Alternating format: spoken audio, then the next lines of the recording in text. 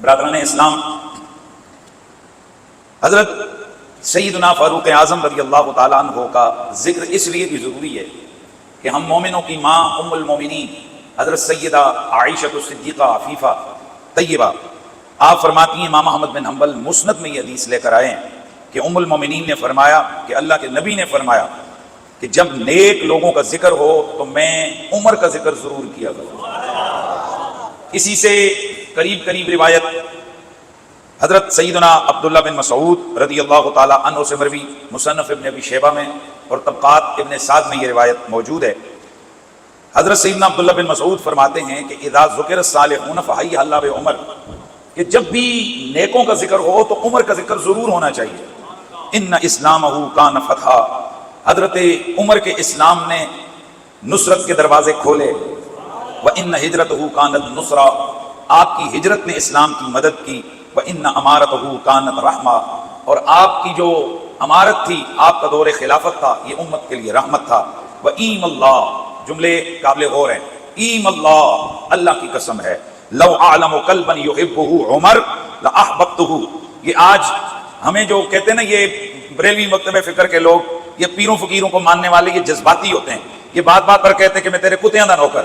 آؤ ذرا صحابہ سے دیکھتے ہیں کہ صحابہ کرام کا رویہ کیا تھا۔ حضرت عبداللہ بن مسعود فرماتے ہیں، لو اعلم قلبا، اگر میں کسی کتے کو جانتا ہوتا کہ یحبہ عمر، وہ کتا عمر کا پیارا ہوتا، لاحببتہ، میں اس کتے سے بھی پیار کرتا۔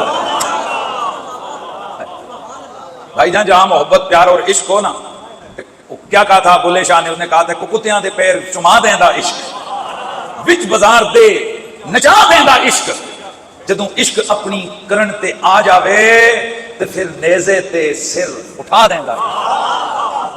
بھائی جان، جہاں پیار اور محبت ہوتی ہے نا، وہاں ایک اس کا رنگ ہی الگ ہوتا ہے۔ ہم عرض کرتے ہیں، اے عبداللہ بن مسعود، ہم آپ پہ قربان، آپ بھی صحابی رسول ہیں، جلیل القدر صحابی ہیں، خدا کی قسم ہمیں ہر اس ذات سے پیار ہے جو رسول سے پیار کرتی ہے۔